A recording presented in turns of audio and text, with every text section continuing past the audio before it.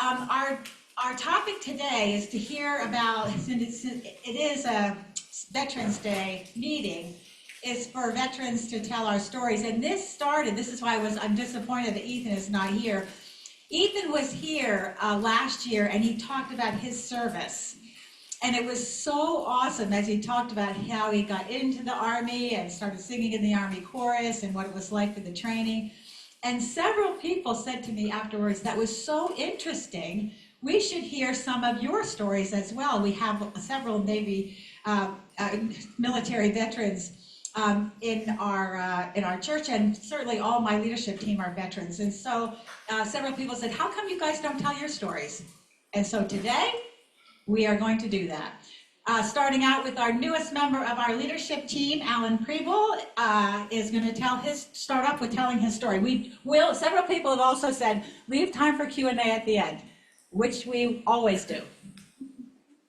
Thank you, Jenny, and thank you to all of you for being here. Your support really helps a lot, and I say, if you're probably here supporting us, you're probably the sort of person that supports our troops that are still on active duty, and I can tell you that if you're a young person far away from home, that means a lot. So thank you again for being here.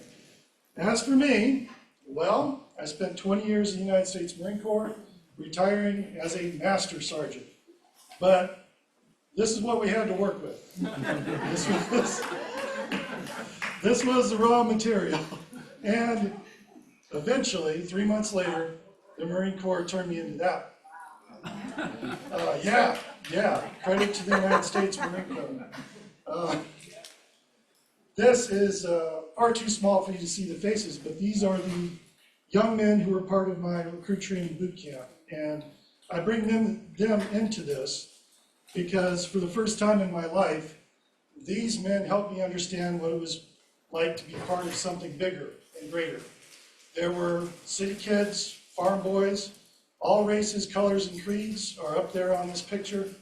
And for the first time, I started to understand what it meant to be part of a team and part of something bigger. And also that all those superficial things didn't really matter. It was what's on the inside that really counted. So I learned that going through recruit training with these men here. This photo comes at the end of what we call our occupational training, where they teach you a trade. I was taught how to be an intelligence analyst by the United States Marine Corps. This photo here was taken right after we had graduated from our training. The instructors brought in a plastic bottle full of grape soda and paper cups, and this was our celebration party. But it's an important moment for me because this graduation from that school set me on a path which I am still on today. So for my entire adult life, I've been continuing to develop the skills that I learned in this humble training course that you see here. On the right, you see a man named Master Sergeant Beasley. Now, he was an interesting man and not always a great role model, but he was a mentor to me. And he started to teach me what it meant to be a leader because he took the time to work with me and to teach me things and reach out to me in ways that weren't necessarily required. So this was an important person because he invested himself in me as a fellow Marine, as a junior Marine, and I'll always remember him for that. Very similarly, this man is named Lieutenant Colonel Frick. Lieutenant Colonel Frick took a chance on me. He didn't have to give me the chance that he did, but he inspired me. And in terms of leaders, he started to teach me about leadership because he made me want to be a better Marine and a better man. And it worked, I think. I hope it did. And he was also there when there was a helicopter crash, and it killed one of my buddies. And that man's name was Corporal Michalik, and I just want to remember him. This is a shell that was recovered from the wreckage of the helicopter. It's not live, there's no bullet here. But I remember Corporal Michalik. He never made it home from that trip, but he was an Eagle Scout, and he was a good guy. Desert Storm happened, and I went. The man on the very right is my buddy Steve. He lives in Florida, and he lives in Arizona. He's a good guy. The other Marines that you see there were part of my little intelligence analysis cell. I've lost track with the other two, but we shared that experience. I don't have a photo of what comes after that, but, oh wait, here's a photo. This is still Desert Storm. And I spent way too many hours working on that map trying to figure out what was going on out there. So we can talk about that later. After Desert Storm, I come home and I go to see my family. And I'm on the left in this photo. I'm the one that's not dressed appropriately. And that's because it just so happened that there was going to be a parade in the very small town where my family lives. This is Main Street of that very small town in the middle of nowhere, Kansas. And you can see it's rather humble, but they still have pride in their community. So they wanted to have a parade, not for me, but for raising funds for the fire department. So they called the local VFW chapter and asked for a color guard. And unfortunately, one of their members was not able to come. So they asked me out of the blue if I would help them. And I say this because that was an impressive moment for me, because I really felt like I could contribute. If these men who were Vietnam and Korea War veterans were to allow me to participate in their color guard, that was something that I thought was really cool that day. I'm in the middle in the back, but the other three Marines worked for me. This is a helicopter carrier, and the photo was taken in the Persian Gulf. And I remember them because they helped do the work that we had to do.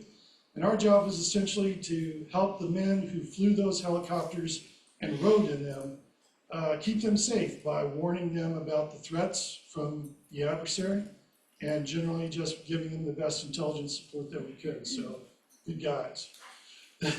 This is as close as I ever got to the Holy Land. That's Israel in the background. Best I could do. More Marines that I led. It's a rather motley crew, but by this point in my career, I was training a lot of people. So we had just returned from teaching these Marines how to navigate across country using a map and a compass. I got sent to Washington, D.C., and I graduated from a military school there. The men and women that you see here were my comrades, my compatriots, and we spent a lot of time studying together in order to earn those certificates. So I remember all of them very fondly, but I was now in Washington, D.C., which is setting me on the path to being here today. Still in the intelligence business and starting to look at a career afterwards. This is the coldest day ever on Capitol Hill.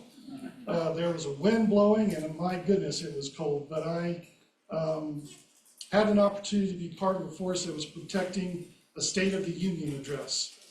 So in January, when the State of the Union happens again, there are probably some Marines out there who are helping to protect that event, and hopefully they won't be as cold as I was, because that was freezing. And it's kind of blurry, but this is the only known photo of my retirement ceremony.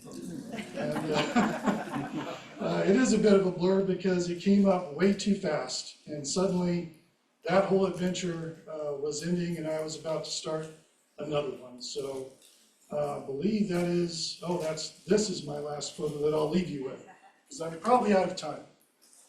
This is a Marine's hymn. You probably can't read it. That's okay. I just wanted to say that as you go through your military career, if you go to chapel, they will hand out the Navy and Marine Corps Form 2744, Revision 3. And it has this Marine's prayer on the back, which is a nice little prayer to take with you. You also get a miniature Bible that's small enough to stick in your pocket and keep with you as you go through. It's a New Testament only, because it's supposed to be small. But this is not my original. I think I had some, and I lost some, and I got some more. But something that our troops, I hope they still have these available to them.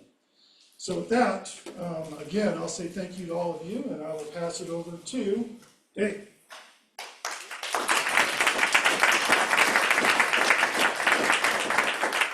Thank you, Alan.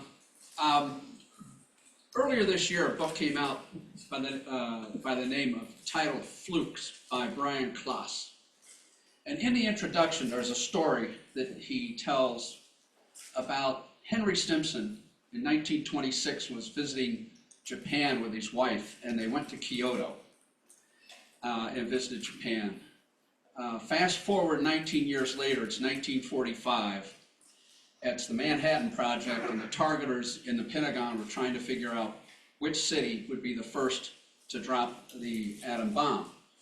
And Kyoto was the city, and they put that in front of Stimson, and he said no.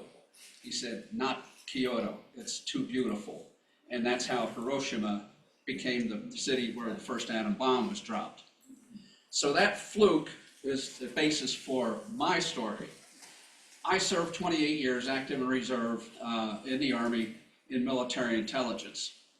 My career was in tactical intelligence, was in signal intelligence, was in counterintelligence, and in strategic intelligence, from Vietnam to Desert Storm. My last assignment before I did a project for the Army's Assistant Chief of Staff of Intelligence was Director of Operations for the Defense Intelligence Agency during Operation Desert Storm, where I coordinated with General Powell's Joint Intelligence Force over in the Pentagon with my counterparts over there, and ran the DIA task force during Operation Desert Storm. How did that happen? I did not enlist.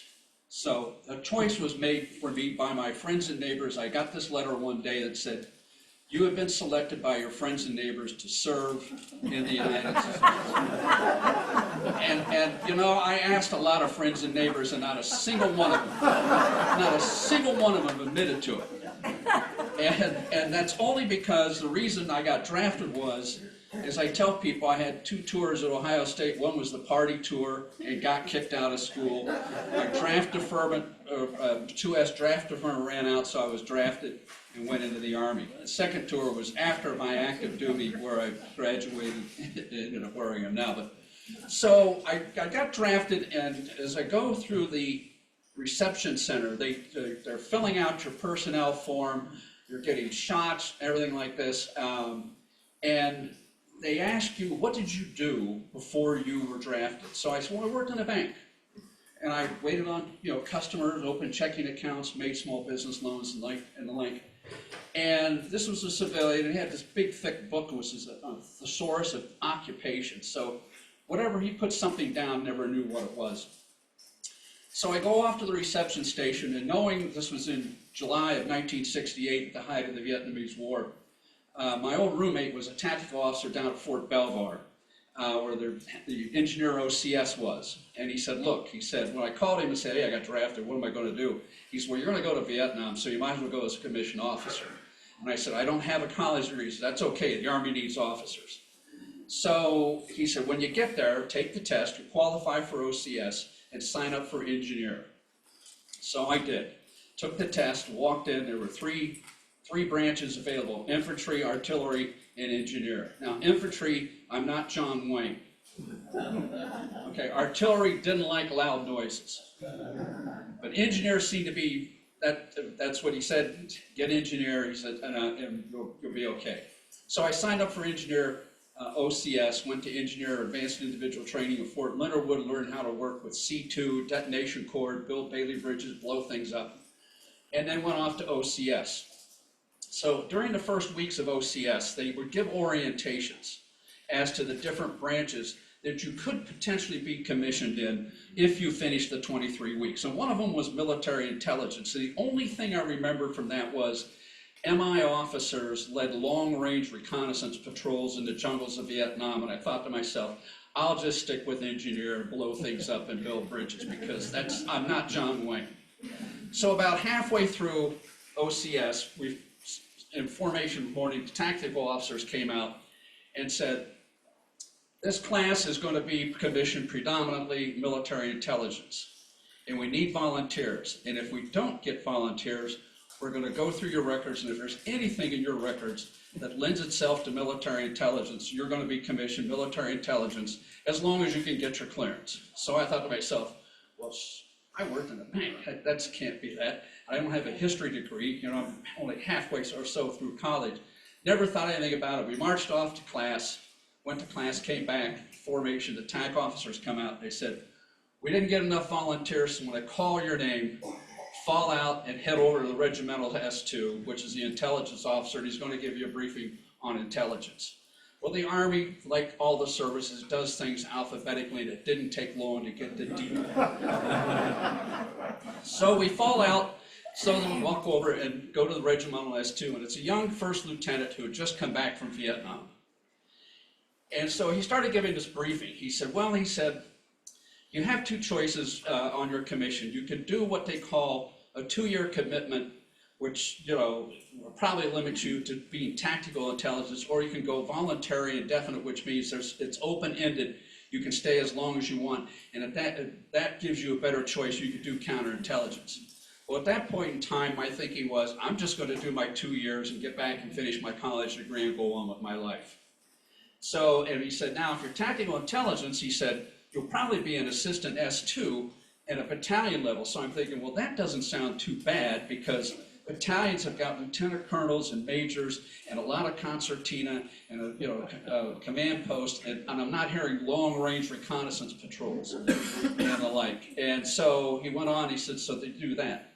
So after the briefing, because I couldn't figure out why I was going to be commissioned military intelligence, I went up to him and I said, Sir, Candidate Dragics, how in the world did I get chosen for military intelligence? He says, well, let's look at your personnel file, your 201 file.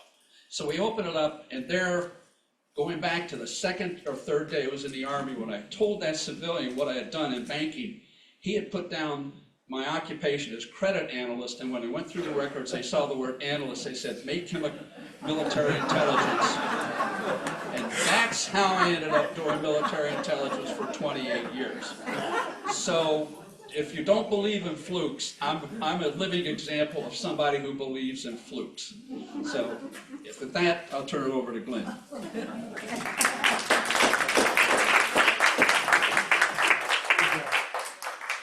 Good afternoon, everyone. I'm Glenn Schmidt. I spent 25 years in the Army Reserve, a little different of a career than some of these other folks. And I also had a different path in that I joined late. I was 35 when I joined the military. And the Army got off cheap. They did not have to pay for my college. They did not have to pay for my law school. I was a JAG, a judge advocate, so I was a lawyer the whole 25 years that I was in the Army. After a while, I decided that 1 week in a month, 2 or 3 weeks in the summer wasn't quite enough fun. I wanted to have a little more fun, so I volunteered to go to Iraq and serve for a year. So this picture is me almost 20 years ago now.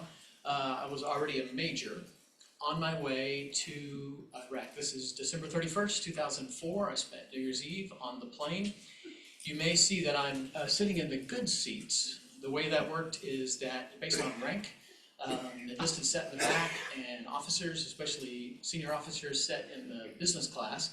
But if it makes you feel any better, the guys who sat in first class were the guys who volunteered to put the bags on the plane and take them off. And that was a lot of work, because we had all these duffel bags, and so they at least got to sit in first class. So here I was on the way to Iraq. We first landed in Kuwait, and you go to a big base called Camp Arif Jan. This one picture tells you everything you need to know about Kuwait. Everything looks like this. It's all tan, it's mostly sand, all the buildings are this color, and that's pretty much everything you need to know about Kuwait, other than the fact that Kuwait is nicer than anything in Iraq. After I was there for a few weeks getting ready to go, they put me on a convoy to go to my base in Iraq. And you could fly by plane or you could go by convoy. I'm not really sure how it is they got picked that I was going to be on a convoy, which is going to be about a 3-hour drive in Humvees in January when it's really cold in Iraq. People think of Iraq as a really hot place, but it's really, really cold in the wintertime. So here I was, bundled up in the back of the vehicle and on my way to Iraq. This is about to cross the border. I took the sign with a little instant camera out of the window in front of me, and it came out great. I told my wife when I went to Iraq that I wanted to do 2 things. I wanted to see camels, and I wanted to see something historic. And I thought, that would be great. And if I could see camels and see something of historical significance, then I will feel like I got a little something out of it in addition to what I was gonna serve. So I'm in the back of this vehicle, and this is what this is the escort vehicle. You can see that this is an unarmored vehicle. This one is an armored vehicle. So this is the early days of the war, and not all the vehicles were armored, and so you kind of took your chance as to what happened to you. But we're in a big long convoy and moving supplies from the south to the north, and of course there's gunners at the front and the back and the middle. We're driving along, and after about an hour, I see this. These are all camels. This was about a mile long of camels. I lost count at 200 camels. So this was a person who owns camels, and he's moving them from place to place, and sure enough, they're all in single file, and they're all kind of going in neat and orderly fashion, which if you've ever met a camel, it was really pretty interesting to see that that was the case. So I'm seeing these camels, and I thought, well, this is great. So we get to my base, and we sort of turn off the main road, and we go down the street, and I knew I was going to be someplace in the middle, and where it turned out I was a base called LSA Adder, Logistical Support Area Adder, close to the town of Nasiriyah. And what I did not know was that when I got there, I would see this. This is the ziggurat of Ur, built by the Sumerians in the 21st century before Christ. It turns out, I didn't know this until later, that the place where I was is the birthplace of Abraham. It is Ur, mentioned in Genesis, often referred to as Ur of the Chaldeans. So the Sumerians built it, Chaldeans come along a little later, and it actually falls into disrepair, and in 600 BC, the Babylonians rebuild it, and then it sort of falls into disrepair, and it gets covered over by dirt, and it's not discovered again until the 1930s, when a team of British and American explorers are there, and they uncover the ruins of this, and they loot most of the valuable possessions from the ziggurat and the surrounding areas, bring them to some in the Philadelphia Museum, some in the museum in London. And then when Saddam comes to power in Iraq, he rebuilds some of this. So the outer bricks have been rebuilt, although it's what they think it looked like. And at the very top were the original bricks. And so it's right next door to what was the city of Ur. And these foundations are still there. And you'll see cuneiform written in the bricks. And if we had an Iraqi guide who came and took us at one point, and they will actually take you to a place and they say, this is where Abraham was born. This is Abraham's house. I don't know if they know that. I think they're making it up. I bet each tour goes to a different place and says, this is where Abraham was born. But, for those of us who are religious, how amazing it was to be at the place where all three major religions started. And my base was really just a mile away. In fact, this is within the security perimeter of my base, just outside, so we could go there on excursions. Here I am.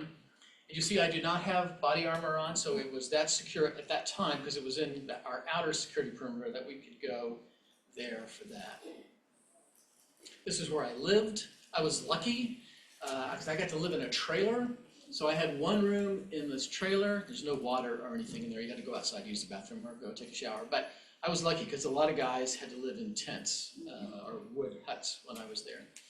So I had been there all of one day in Iraq. I had seen my camels, and I had seen something historic, and I said, oh, I'm ready to go. But the Army had other plans, and I was in country for another 9 months. I came back out after that, and after a few years back home, I decided I really hadn't done yet enough. And so I then volunteered to go to Afghanistan. And so in 2011, 2012, I was in Afghanistan. When I was in Iraq, I was a defense lawyer. I represented Americans who got in trouble. And lots of ways you can get in trouble when you're deployed. When I was in Afghanistan, I was an advisor to the Afghan National Army, and my job was to try to train Afghan lawyers, judges, prosecutors, defense counsel, how to be good lawyers and how to be good soldiers, and to teach them a little something about the rule of law, justice, all that sort of thing. I lived on a base with a coalition of troops from other countries, and so it was a German-led coalition, and we lived in this building, and there were a series of rooms in there. You'll see our flag is one of the flags. flying, but it was a fabulous experience to be in a effort with soldiers from all sorts of other countries, our allies and partners in Europe. My love of camels continued. There are a lot of camels in Afghanistan as well, and Catherine, my wife, and I would always say, if I saw a camel on one of my trips outside the wire, it was going to be a good day, and I often saw camels. This was the most spectacular camel I saw. We were driving down the road, and we saw this camel. We had to stop, and we got out, and my interpreter came out with me, and we talked with this guy, and he was taking this camel to a wedding celebration. This was going to be something as part of the wedding. You can see he's riding a donkey. This camel is all dressed. There are bells on its legs. It's got fringe. I mean, it was pretty spectacular. You'll see I'm now wearing all my body armor because we're in a dangerous part of the country. But I just had to go out and see the camel, and pet the donkey because it was just a fabulous day to see that. Here are the Afghans that I mentored. As you can see, they're quite a motley crew. This person in the middle was I call him my Afghan partner. He was an Afghan colonel, and he was the judge advocate, the staff judge advocate for a 2-star general. So he was in charge of running this legal office, and these are all the guys. And I spent every day of the week out of the American base, on the Afghan base, in with these guys, talking about what it was to be a good lawyer and a good soldier. After a while, I had the great idea that maybe we should expand this, because all they did was the lawyer stuff. And for me, my most fun day of the year was when I got to go to the firing range and shoot guns and blow stuff up. Only one day a year did I get to do that as a JAG, and I thought they might be interested in doing that too. So I arranged for all of them to get some weapons training while we were there. We had some Americans who came out and do it. To give the safety brief through a translator to a bunch of guys that don't fire guns very often was a challenge, but we finally got them out on the range. Those of you who have been in the military can see there's some questionable body posture here. But the guys in the tan, it's a Croatian guy, he's watching one of my guys. This is a German guy watching one of my guys with the interpreter, so they're interpreting. Okay, point your weapon up and down range, clear your weapon, all that sort of thing. Yeah, you can see it was a motley crew, but we had a good day. The picture that gave my wife the most worry was this one. We didn't have enough weapons to go around, and I wanted to get all the guys a chance to get out there and fire with the weapon that was supposed to be assigned, but they didn't have weapons readily available to them. So at one point in the training, I had to give one of my guys my weapon. So he is firing my weapon, and I'm behind him coaching him. And if you may recall, around this time there was a few they called green on blue incidents, where Afghans had turned on Americans and shot Americans. So we were hypersensitive about that.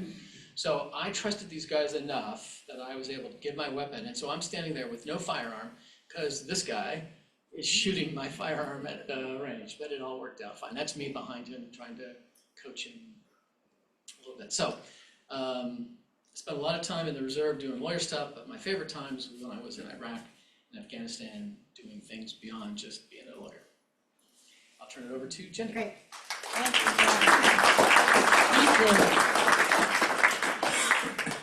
My story is a story about prayer and angels. I did not want to, I would love to tell you that I joined the Navy because I was a Navy nurse for 30 years, for those of you that don't know. And I would love to tell you that I joined the Navy because I wanted to serve my country and I was patriotic, and that was not it.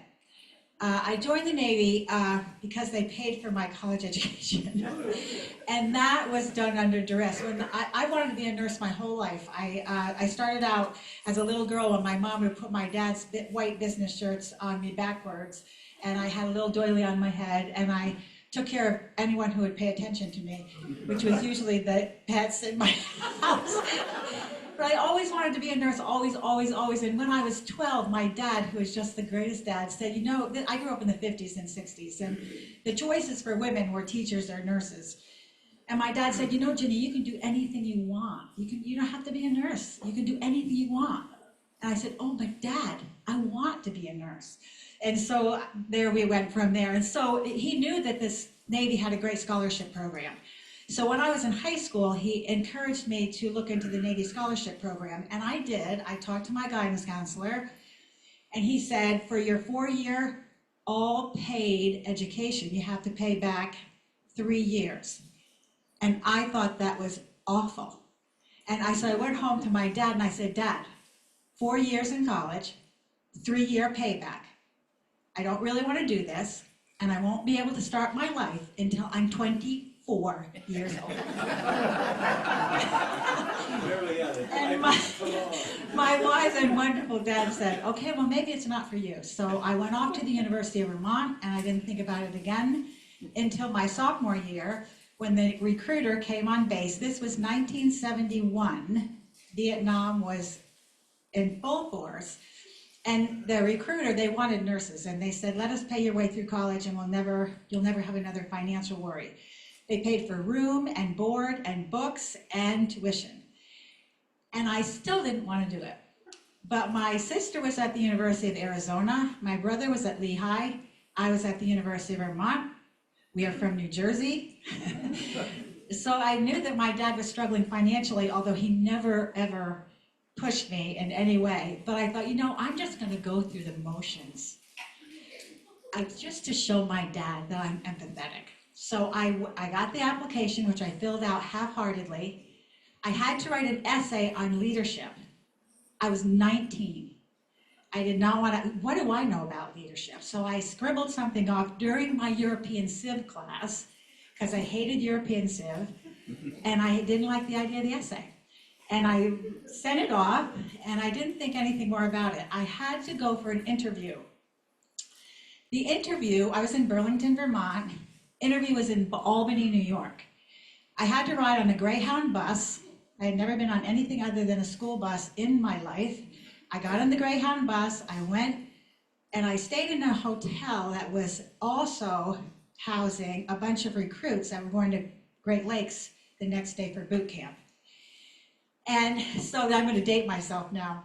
Do you remember the hotel rooms in the olden days that had the glass partition that flipped in? Do you remember that? The word is transom. Transom. Thank you, Ed.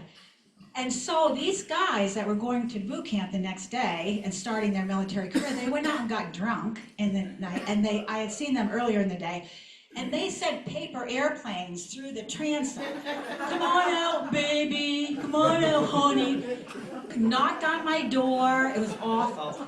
It was awful. And so I didn't sleep because I was nervous. They were banging on the door. And so the next day when I went for my interview, I was angry and sleepless. And I interviewed, and when they asked me why I wanted to join the Navy, I said, money, purely money. And what do you think you'll have to offer the Navy? I'm hoping to be a really good nurse. I'm going to give you 3 years, and that's going to be it. And so the interview was terrible. But after the interview, one of the Navy captains that had interviewed me followed me out, and he said, you seem upset.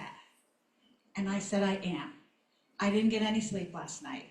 These guys that are going to boot camp sent these paper airplanes and banged on my door, and if this is the Navy, you can have it.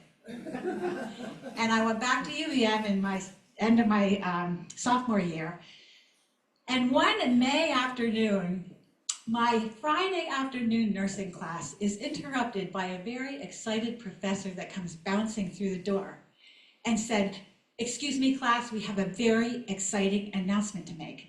Ginny Beeson has just been accepted into the United States Navy Nurse Corps. Oh my gosh. Oh, I forgot to tell you one other thing. On my way back from Albany to Burlington, to make sure I covered all the bases, I prayed. Please don't let them take me. This is not at all what I want to do. And what I said in my conversation with God that day was this: I want to practice nursing in the best hospitals in the world. And I didn't think they were military. I want to practice nursing with nurses that love it as much as I do. I want to be part of a great team. I want to travel the world and meet great people, and I want to have a great career. Please, please, don't let them take me. So when the professor made the announcement, I was like, what? And my classmates were doing this. You applied for the Navy? I told no one, because it was Vietnam. The military was terribly unpopular. I didn't tell anybody, so everybody was like, when did you do that? that's how I got into the Navy. So I went to my first duty station and I said, 3 years and I'm out of here, 3 years and then I'm done. And it was New London, Connecticut, and I loved New London. As many of you may know, New London is a submarine base. I loved sub guys, smart, quiet. They can't talk a lot about what they do because it's secret. You never know when they're going to deploy because they can't tell you. I mean, it's just they're very, very interested in like other people. And so I loved it there, and I tried to extend, and they said, no, you have to move on. And so I was going to get out. That was my plan, 3 years and I'm done. But my friend said, you can't join the Navy from New Jersey and say you went to Connecticut. So I decided one more duty station, and I went to Pensacola, Florida. For those of you that don't know, Pensacola is an air base. It's an aviation. Aviators are about as different from sub guys as black is from white. They talk all the time about what they do and how smart they are, and all they never ask anything about you. I was stunned and just, it's like, but this is really interesting. But they're great party people, so I had a great time. And then I was going to get out. But then my friend said, oh, you gotta go overseas, because overseas is a place to be. And so I decided to go overseas, and then I would get out. I went to Iceland, and I loved Iceland. And then I was gonna interview, because this was never part of my plan, but you can't interview from overseas. So I came back to Charleston. You have to stay for a year, and then you can put your papers in. And I decided to go to Boston. That's where I wanted to interview. And I interviewed at Tufts New England, Brigham and Women's, and Mass General. And I got to Mass General, and the recruiter said to me, what are you doing here? And I said, I'm applying for a job because I want to join your team. And she said, when you talk about the Navy, your face lights up, your demeanor changes. She said, you hardly ask any questions about Mass General. You told me all about the Navy. She said, it seems to me that you love the Navy. Wow, I said, wow. And she said, you need to go back because you love the Navy. I was like, oh my gosh, I do love the Navy. So I went back to Charleston. I finished my tour in Charleston. I applied for graduate school. They paid for my graduate program, 2 years of doing nothing but going to school, which was awesome. And then I finished out my career. And when I retired, after 30 years, in my retirement speech, I said this: I know that God heard my prayer that night, because as is often the case with prayer, I didn't get anything I asked for and everything I prayed for. I practiced nursing in the best hospitals with the greatest people, and Alan, I so agree with what you said. It's a team. In the military, it's a team, and everybody pulls together and does whatever they need to do to get the job done, and I loved that about it. And it was a great career. So my prayer, even though it wasn't what I asked for, I got everything I prayed for. And then somebody asked me once if I believe in angels. And I do believe in angels, but I don't think they look like women in white dresses and halos. That guy that followed me out after that interview and said, what is wrong? That was an angel, because it's thanks to him I got in. And that recruiter, I mean, everybody in the 80s was dying for nurses. Rather than get me to work at Mass General, she said, you love the Navy. Go for it. That's another angel. So I'm a huge believer now in angels that don't necessarily look like angels, and prayers, prayers, prayers. And that is my career.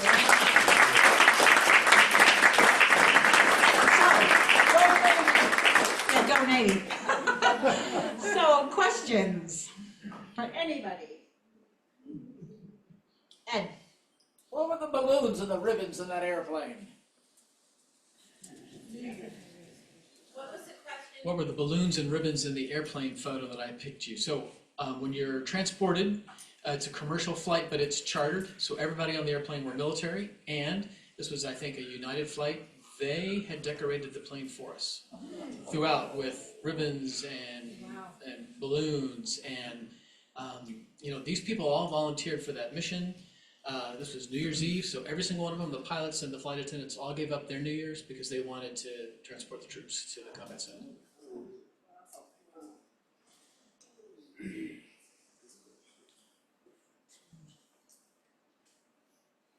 Yes, Debbie. A veteran right here? Who just came back from a 40-year reunion of my squadron mates. We met in Hawaii 40 years ago, and we just met last week. I was a Navy intelligence officer. So this is for Glenn. Do you happen to know what happened to those lawyers that you worked with in Afghanistan after we left?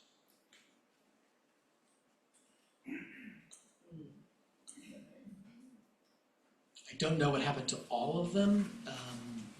Some of them, I think, have fled to other countries. The person who was my Afghan partner, his name was Mirwais Ahadi, fled to Pakistan with all of his family because he knew he would be targeted since he was a senior officer. He and his family were in Pakistan for 3 years, and then eventually were given refugee status in the United States. And so he came here in August, and so he and his family are safe. But I think most of those other guys, especially the enlisted guys, they're back in their towns and villages, and they of course will have destroyed all of their uniforms and anything that indicated that they were in the Afghan army, because that then makes them a target of the Taliban. You can keep that up here, okay. Yes, Kristen, let me bring the microphone back to you. Ginny, what was one of your most difficult nursing cases? Oh, wow. My most difficult nursing case was 9/11. On 9/11, shortly after the second tower came down, the state government of New York requested that the hospital ship Comfort go to and float off the tip of Manhattan. The hospital ship Comfort can be staffed at 500 beds or 1,000 beds. And so all the staff for the Comfort comes from Bethesda. And normally we get word that it's gonna go out weeks before it goes, but this was like hours. So all of my staff, all my military staff, we sent them home at about 11:30 in the morning to pack their bags and come back at 1800 at night, and we sent 14 buses of doctors, nurses, corpsmen, housekeeping, lab, x-ray, dietary, to New York to staff the Comfort. And we thought we'll send it with a staff of 500 beds, and if we need to, we'll up it to 1,000 beds. Hoping, of course, that we were going to be able to take care of survivors. Well, the problem that I had that day was all of my staff, the hospital emptied out. We had like around 450 patients. And so what happened that day, I will never forget it. In most military hospitals, 50% of the staff is civilian.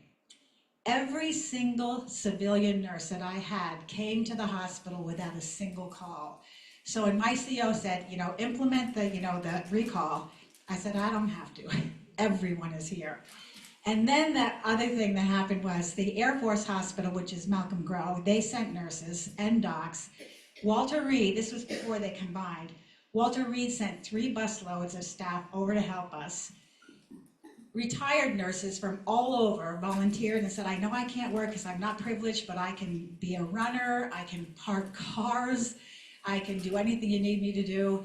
Retired military nurses came. I mean, it was nurses from downtown hospitals came to help us, because we also sent a contingent to the Pentagon to help there. So it was an amazing, amazing outpouring of love and support. And when I left that night, there were so many things that happened that day. It was so amazing. When I finally made rounds at around 1 o'clock in the morning to make sure that everything was okay and things were running, we had Army, Navy, Air Force, NIH. The chief nurse at NIH called me and said, what do you need, Ginny? And I said, I don't even know. And she said, I'm going to send 25 critical care nurses. I lost every single one of my critical care nurses, and they were over there in an hour. And so when my commanding officer and I made rounds that night at it was after midnight, maybe around 1 o'clock, all around the hospital, nobody complained. How long do we have to be here? Nobody said, I couldn't find a place to park. There's never a place to park here. I mean, all the complaints that we had pre-9/11, nobody complained about anything. As I made rounds, all the nurses said stuff like this. Don't worry, Captain Beeson, we got it. Don't worry, Captain Beeson, you don't have to worry about anything. We're gonna take care of everything. One of the nurses said, Captain Beeson, tomorrow's another day.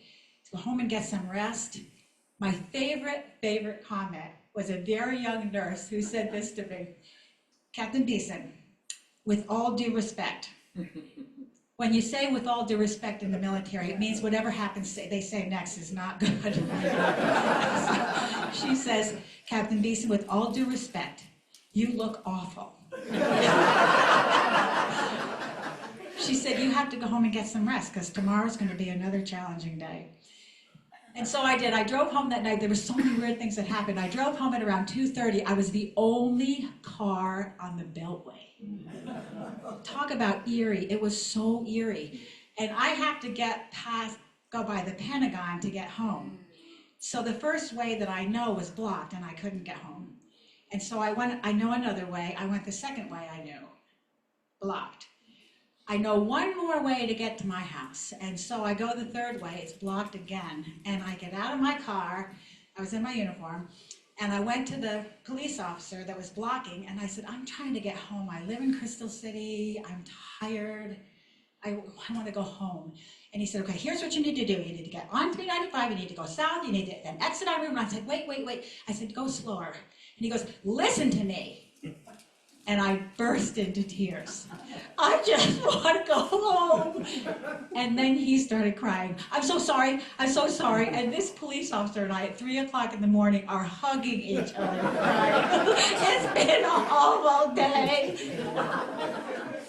That was my most challenging experience. But I have to tell you, the comfort that, as we know, sadly, there were not many survivors. So this military staff came back.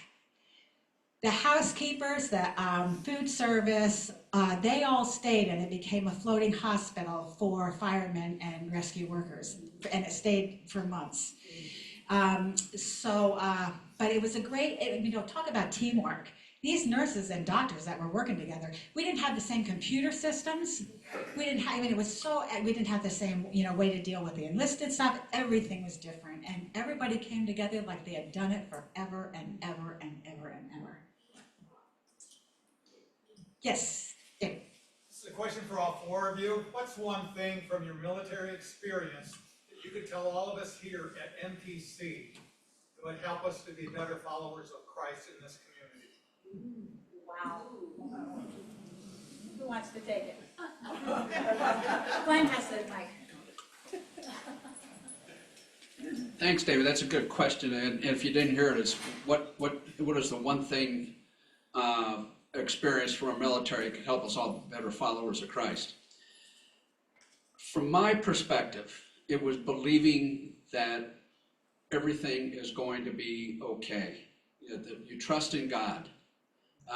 As a 23-year-old turning 24, going over to Vietnam into a combat situation, not knowing, what the next year held like this, it's fearsome, especially if that's the first time you've been out of the country, other than went to Panama and had to go through jungle school. That was another one that I didn't volunteer for, but was chosen.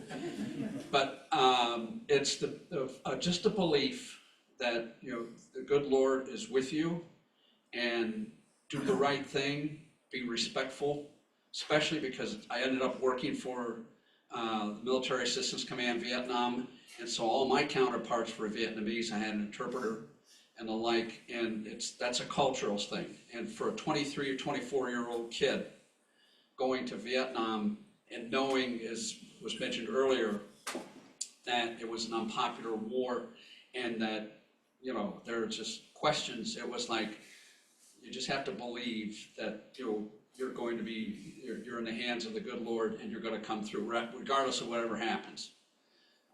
So that's the one thing. And then during my career, had 2 commands, on a couple staffs, and then especially during Desert Storm when I was director of operations down at DIA, it was the point that Jenny and Alan made about teamwork, but again, treating these people with respect. Because I often tell, as many of you know, Renee and I sponsor midshipmen over from the Naval Academy. And these are kids who come in from high school. and they're exposed to the Navy and to the military, and it's a cultural shift. But when they graduate and they're all full of, puffed up and everything all ready to go, have been through 4 years of the schoolhouse, the thing I tell them is, when you wear the rank, they'll respect the rank. You want them to respect you as a person. But you have to return that the same way to the people you command and people you interact with.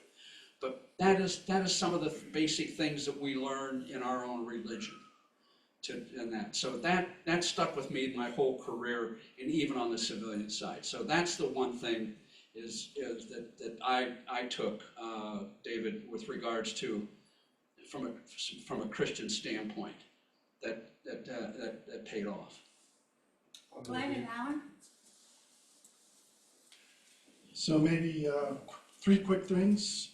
One, focus on the mission, something that gets drummed into us. And I think in the Christian context, focus on God. There's a lot of things that can distract us and take us away from what we should be looking at.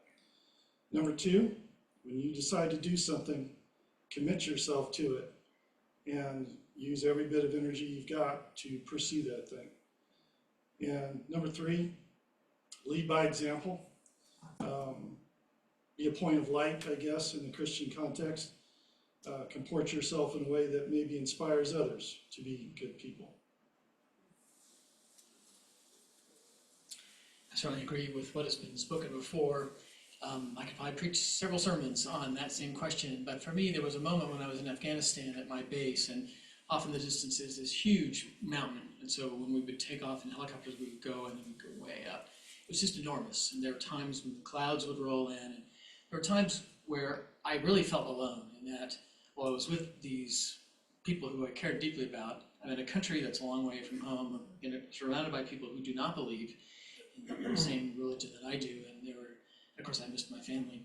But that mountain spoke to me, and I thought, look at what God has made. Even in the midst of this desolation, where we would all think this is pretty stark, look at the enormity of what He can do. And I began to realize that all these things around me that were in nature, whether they were birds, or they were the mountains, or they were the windstorms, these are all things that God has done. And so God is always present if you'll just look to see the signs that He leaves for us in every place. Great, thanks. And I would say, one of the things you learn in the military is it's service over self. And that's, it's not about you. It is not about you. And so I think that we could all agree it's service over self. And that's what Jesus, Jesus came to serve. And that's what we do in the military. And it's not about you. I used to tell my nurses that in orientation, the reason that we're here is because we're taking care of people every day that put their lives on the line for our country. That is why we're in military nurses, and I think that service over self is what was most remarkable. Howard. Jimmy, thanks, Jenny, and thanks to all of our panelists for the interesting presentations. I could come up with questions for each of you, but let me just share 2 questions for Glenn. So one question had to do with your decision on those 2 different occasions. You hadn't had enough and needed more. Can you offer a couple of some comments about what were the factors in your wanting to have more? Well, that's that's a great question. It's hard to describe. I come from a long line of people who served in the military. They were all enlisted soldiers. Many of them were drafted, but my family service goes back to before the revolution. And none of them were important. They all just did ordinary things. And I had lived a life of privilege by comparison to them. The first people in my family to go to college, the first person in my family to be a lawyer. I have money that they never had. And I just felt that to whom much is given, much is expected. And much was expected of me. And my way to serve and to get back was to volunteer, to go to these places that other people didn't want to go to. Wow, that's pretty impressive. Thank you. The other comment or question I had to do with your remarks about your guys in Afghanistan. So I know that for people like yourself that had close relations with those folks, that there's a lot of concern about their being able to get out. So it may be too sensitive a question for you to be honest about, but could you comment about the withdrawal and how you feel about it? And particularly the Afghans that had to stay put.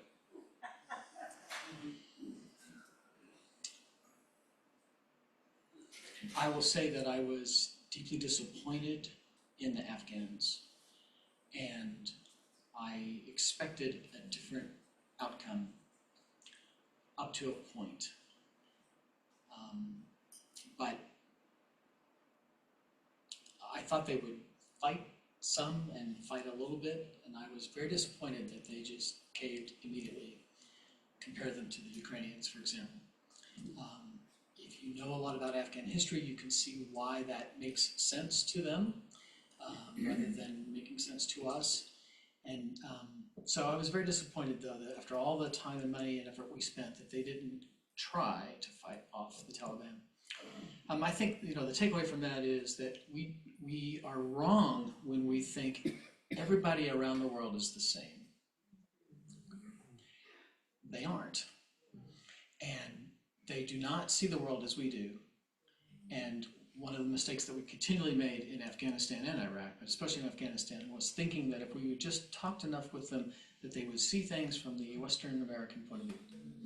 We didn't spend enough time trying to understand what is their view of the world and working within their framework. We expected them to understand and work within our framework, and of course they had no interest in our framework because it made no sense to them. It was not their history, it was not their culture, it was not their religion, and that was a major error that we made. I don't know if we could have had a different outcome, but if we had been smarter in our overall approach, we might have been able to transform hearts and minds a little more than we did.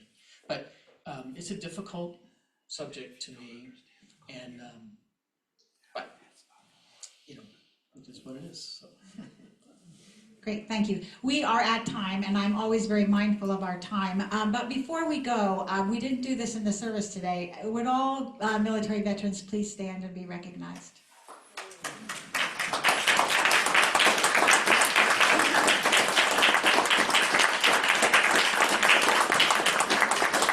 Thank you for your service, and to all the people the families that support. I mean, it's, being in the military is not a single thing. It's the families, it's the wives, it's the spouses, it's the kids, it's everybody that supports people, and it's all the people that, especially in this church. Most people in this military ministry are not veterans. They are people that love the military and support the military in everything we do, and I cannot tell you how much that means to us. Thank you, thank you, thank you, thank you, thank you. Let's bow our heads. Holy God, we praise you that you have called all of us to serve you. And we especially thank you for our four dear brothers and sisters who have served you through the military. We thank you for their experiences. We thank you that you kept them safe, and we thank you that we could enjoy their stories today. And Lord, we all have a story because you have put that in our hearts. So Lord, continue to equip us to proclaim your goodness, to shine your light, and to show your love for others. We offer this all through your Son, Jesus' name. Amen. Amen. Thank you all for coming, and happy Veterans Day tomorrow.